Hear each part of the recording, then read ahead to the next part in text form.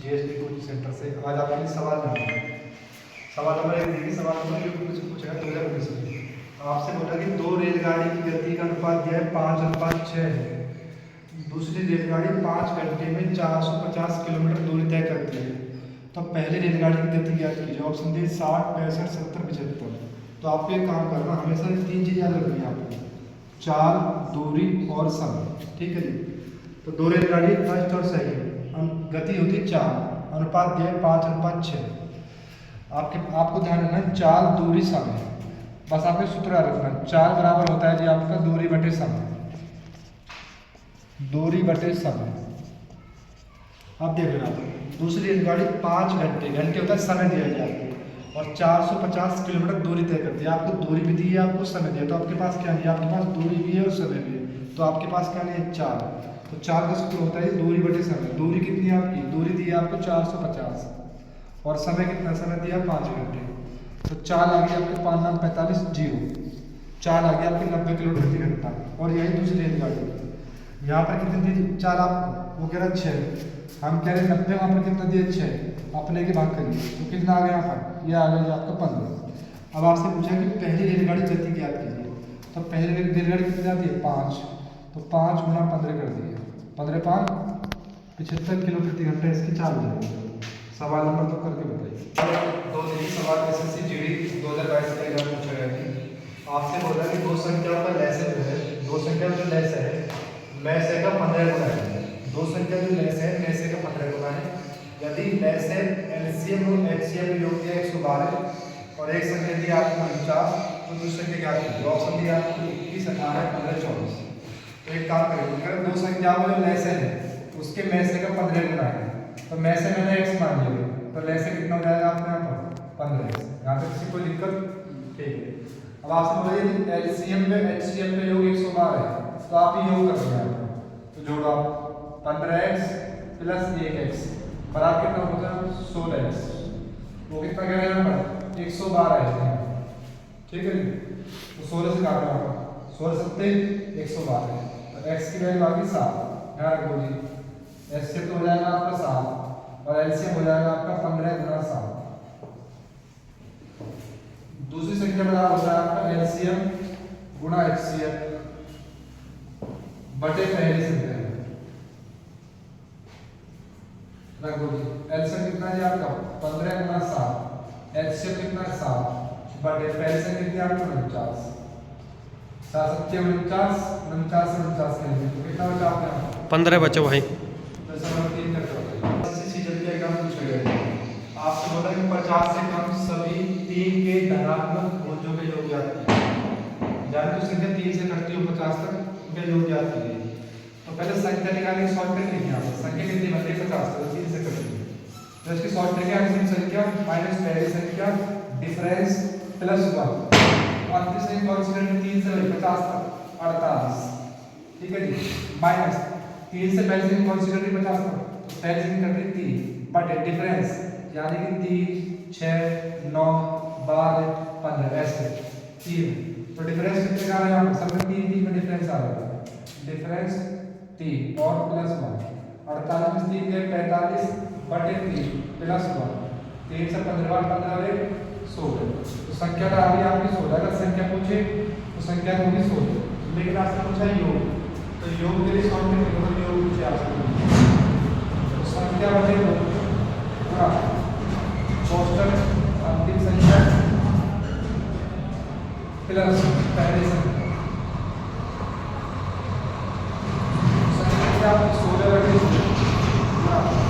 अंतिम संख्या करती 3 से आपके 48 प्लस पहली संख्या 3, तो 48 और 3 क्या होगा 16 बटे 2 गुणा 51, 2 से गया 8 बार, तो 51 घंटे का देगा 408 हो जाएंगे बराबर 408।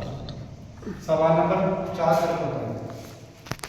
अब आपसे बोला है कि 134 की पावर 94 प्लस 234 की पावर 95 में इकाई क्रम ज्ञात कीजिए।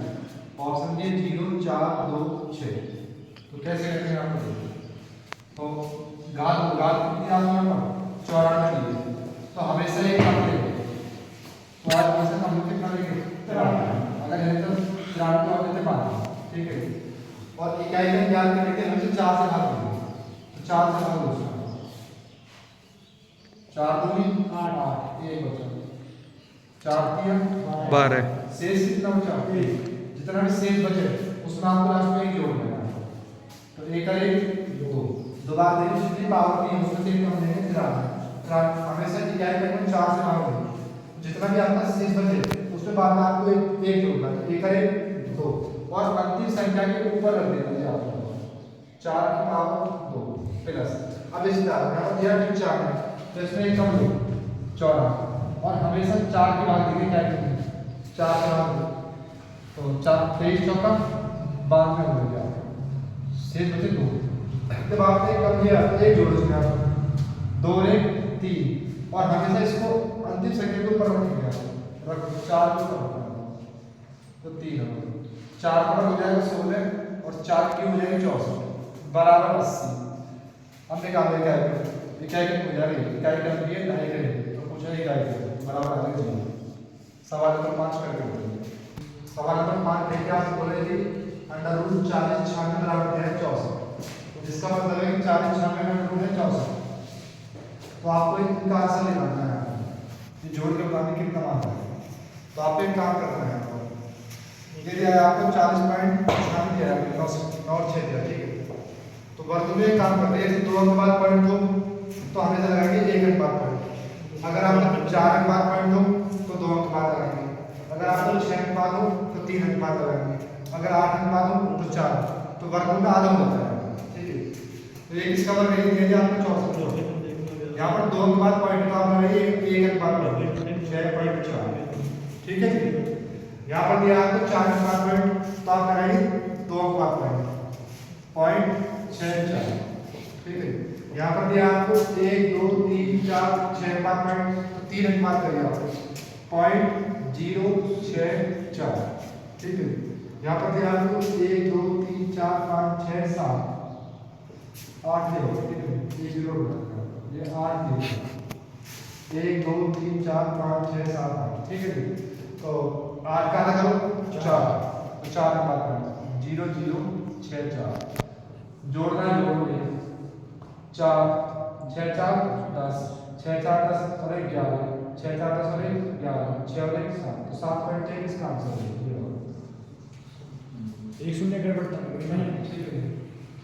सवाल नंबर 6 13 से बोला कि x + 4 व्यक्तियों द्वारा x + 5 दिनों में किया गया कार्य x - 5 व्यक्तियों द्वारा x + 20 दिन के किए गए कार्य के बराबर है, तो x का मान ज्ञात कीजिए, ऑप्शन ए 15 20 25 30, तो एक सूत्र होता है आपका m1 d1 बराबर m2 और d2, m होता है मैन और d होता है डे, ठीक है, तो m1 दिया है आपको x + 4 और d1 दिया है आपको डे x + 5 बराबर m2 दिया है आपको x - 5 और d2 दिया है आपको x + 20, तो ऐसे सवाल को हमेशा ऑप्शन से कर लो या मेथड से कर लो, पहले ऑप्शन से देख लो, तो x का मान 20 मान लिया, तो रखिए आप 20 + 4 24 गुणा 20 + 5 25 बराबर, यहाँ पर रखिए 20 में घटाइए 5 ये हो जाएगा जी आपका 15 और 20 + 20 ये हो जाएगा जी आपका 40,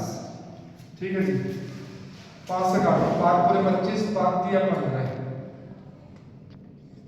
5 से काटो 8 दिया 24 24 बराबर 24, ये तो होगा कि आपका ऑप्शन, या आप मैथड से कर सकते हो, x की पर यहाँ पर करिए x में, फिर x की यहाँ पर करिए, फिर 4 की यहाँ करिए, फिर 5 की यहाँ 4 की करिए, बराबर करिए, सवाल नंबर 7 करके बताइए।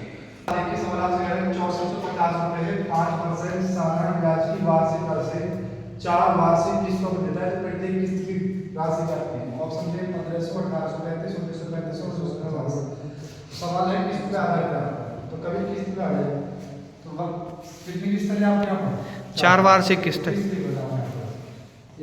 2 3 और 4, तो हमेशा एक काम करें जितने तो पहले साल मैंने माना कि दर टोटल आपको पहले साल 100% थी यहाँ, तो हमेशा ऐसे करें, पहले साल दर 100%, दर कितनी आपको 5%, तो अगले साल होगी आपकी 105%, हमेशा 5 बढ़ाइए इसे 5 है, फिर 5 बढ़ाइए फिर हो जाएगी आपकी 110, फिर 5 बढ़ाइए फिर हो जाएगी आपकी 115, अगर यहाँ होती 10% तो मैंने इस सब देखता है 110, 120, 130, ठीक है जी।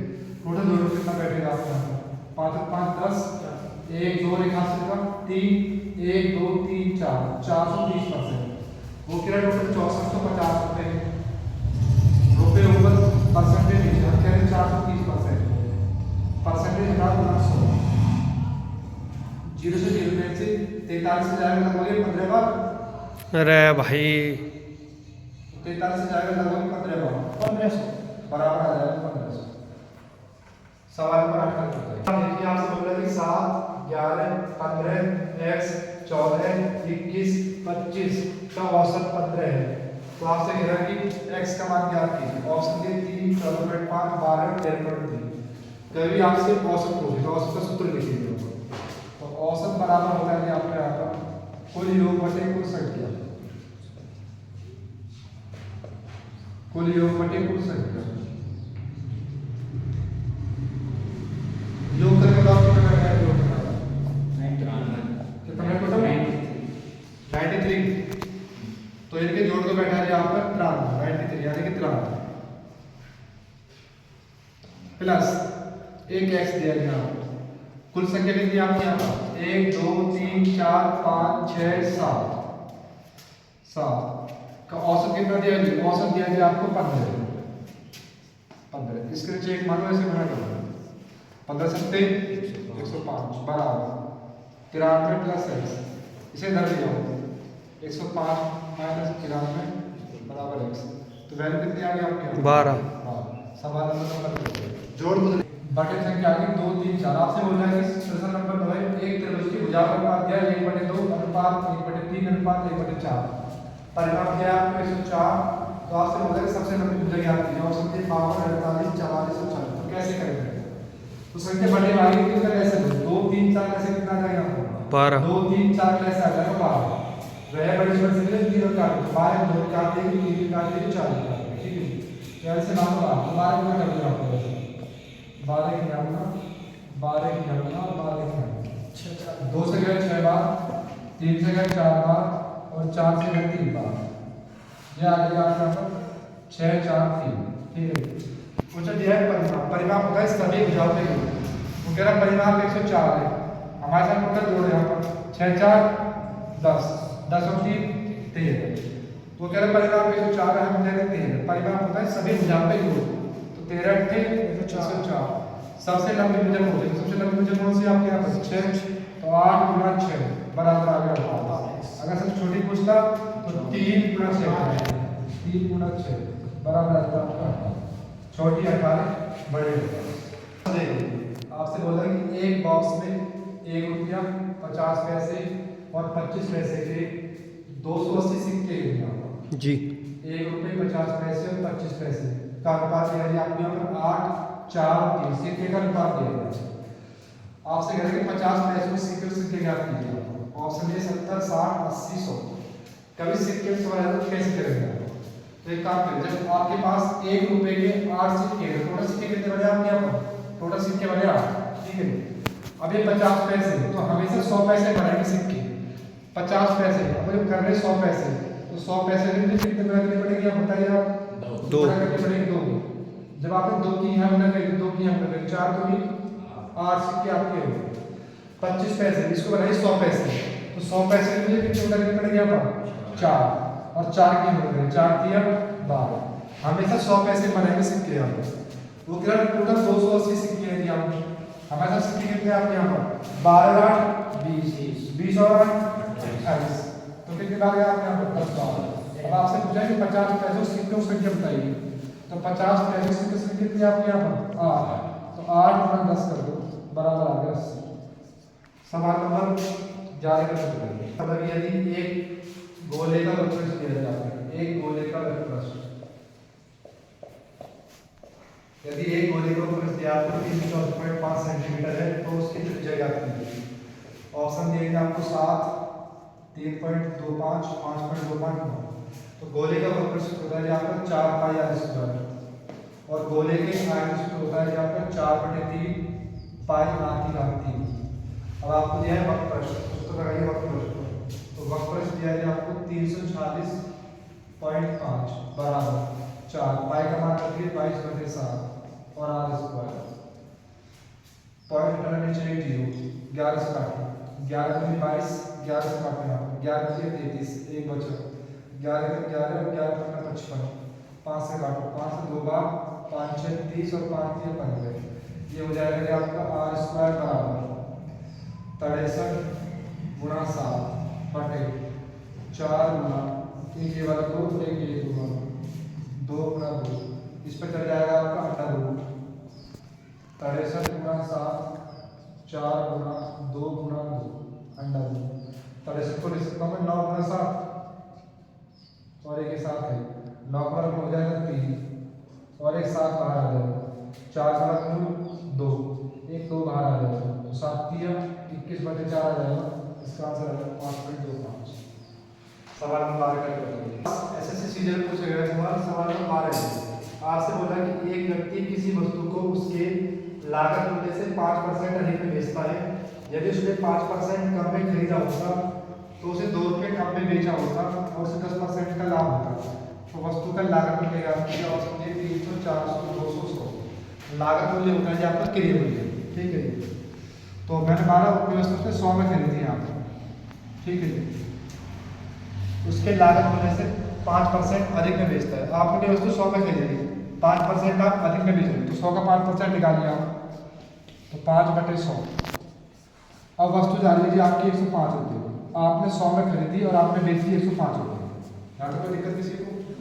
अब आपसे बोले जी उसने 5% कम में खरीदा होता, पहले आप खरीद रहे 100 में, अब 5% कम में खरीदी है, तो 100 का 5% 5 ही होता है। अब आप खरीदोगे 95, यहाँ तक किसी को दिक्कत, ठीक है जी। 2 रुपये कम में बेचा होता तो उसे 10% का लाभ होता, लाभ जो हो रहा है आपको 95 हो रहा है, तो 95 में 10% निकालिए आप यहाँ पर, 95 में निकालिए आप 10%, 10/100, ये आ जाएगा आपका 9.5। इतने का आपका लाभ होगा, तो 95 में आप 9.5 जोड़िए, ये आ जाएगा आपका 104.5। पहले वस्तु बेच रहे हैं आप 105 में, अब बेच रहे हो आप 104.5 में। वो कह रहा पहले से 2 रुपये कम मिलते हैं यहाँ पर, वो कह रहा है 2 रुपये कम मिलते हैं। आप पहले बेच रहे 105 में, आप बेच रहे 104.5 में, तो कितने कम मिलते हैं आपके हिसाब से 0.5। वो कह रहे 2 रुपये कम मिलते हैं, हम कह रहे 0.5 और गुना 100% के लिए पॉइंट हटाए ऊपर एक 0, 5 से काटो, 5 2 10 और 200 तो ये हो गया आपको, 2 2 400। इसकी पहचान आप यहाँ पर आपको 3% मिलेगी, 1 2 और 3 और रुपए मिलेंगे, और आपसे क्रिया मूल्य पूछेगा, तो वहाँ पर लगाना है आपको इस तरीके से। यदि वीडियो अच्छी लगी तो वीडियो को शेयर करें और चैनल को सब्सक्राइब करें।